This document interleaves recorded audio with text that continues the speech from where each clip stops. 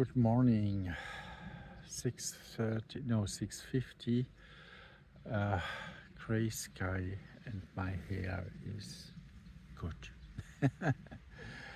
um, yeah, it's today the weather forecast is not that good. I really hope that we make it dry to Viterbo. I still don't know how to pronounce this correctly. And the map says it will be 27 kilometers. I want to take a shortcut, and I hope that the shortcut will not end in a bad situation like so often. And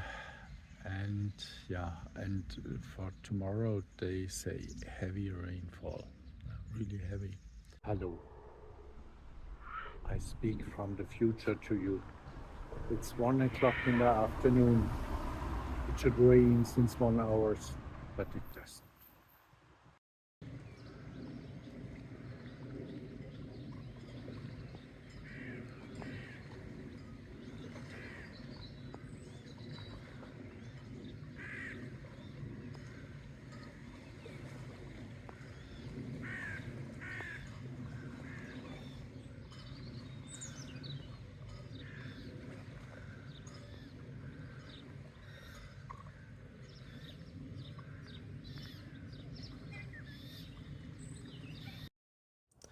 Didn't I complain yesterday that it's so loud on the camping site because I feel like camping next to Imola Racing Court and that it sounds like motorbike racing?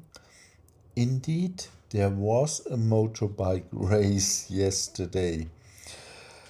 And this street here was very close. So I take everything back. The camping site is terrific. Unfortunately, I have to go up the hill. There are no tunnels, but that's okay.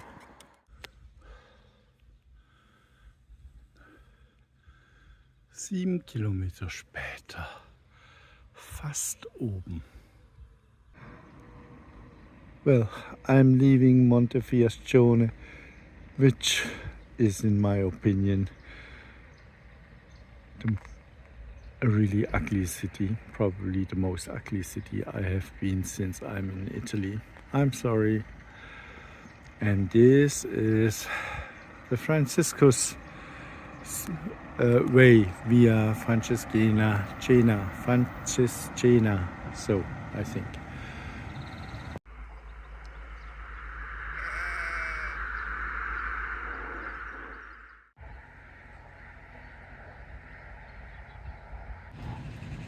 Unfortunately, we are not lucky because it's raining. And the entire day on that road is really bad. It goes for kilometers just straight, just one line, always straight.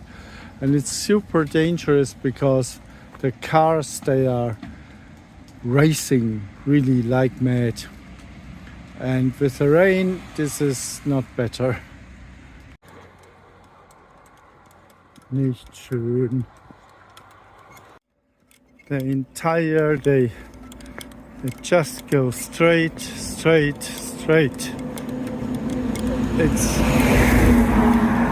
It's so boring and heavy traffic and nothing to see.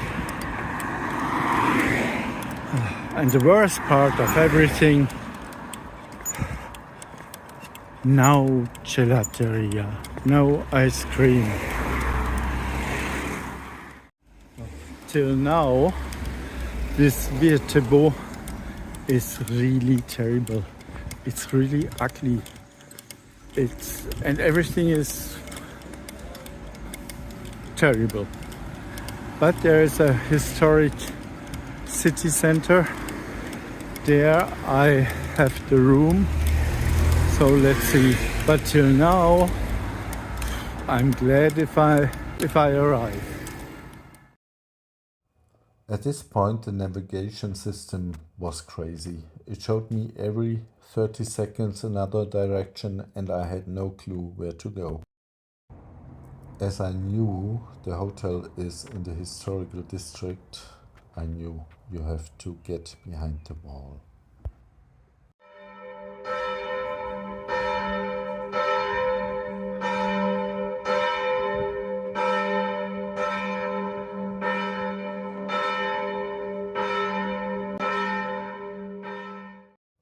The next problem was that I had no clue where to park my hiking cart in those very narrow streets. And all of a sudden, all parking questions were solved by the hotel itself.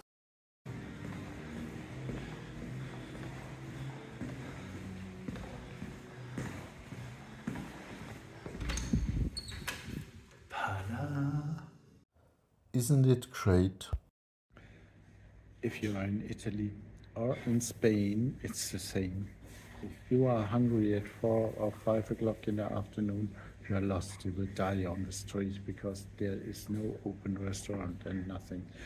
Now I had a look at Google for fast food, and it gave me one restaurant 250 meters away. I came around the corner, it's closed, because they are not updating their times.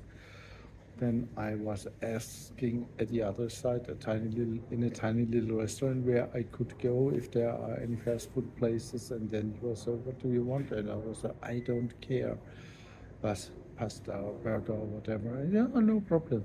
Yeah, so he can make it for me. Now he's doing it. Oh, I'm so happy.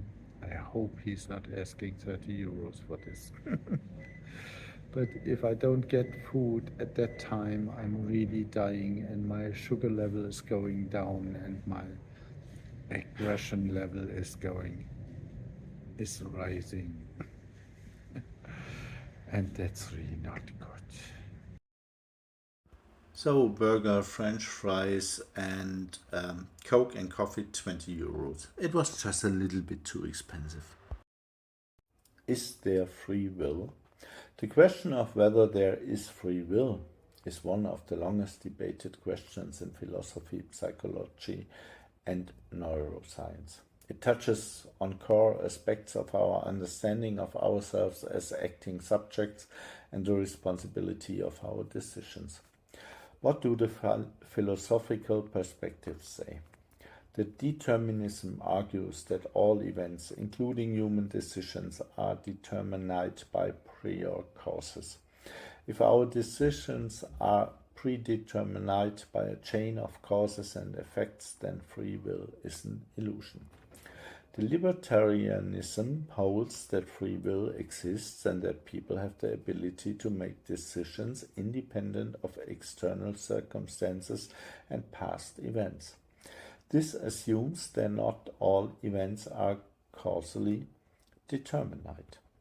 The compatibilism or self-determinism claims that free will and determinism are compatible. Supporters of this view believe that freedom means being able to act without external coercion, even if our decisions are somehow determined by prior conditions. And what do neuroscience findings say? Neuroscience studies have shown that the brain makes decisions before we are aware of them.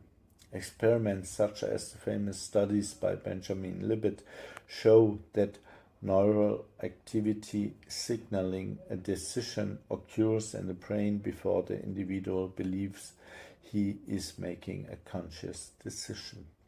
These findings have often been interpreted as a challenge to the traditional view of free will. What are the psychological aspects? Psychologically speaking, many unconscious factors influence our behavior, from genetic dispositions to social influences. This could indicate that our seemingly free decisions are often guided by factors that we are not fully aware of. Free will under the influence of ethics and responsibility. The existence or lack of free will has profound ethical implications, especially with regard to guilt and responsibility. If actions are fully determinate, this could change our views on morality, law, and punishment. So anyone could stand up and say, "It had to happen that way, so I am not responsible." Ultimately, the question of free will remains both an open and controversial issue. Different disciplines offer different insights and interpretations that vary according to philosophical, scientific, and personal viewpoints.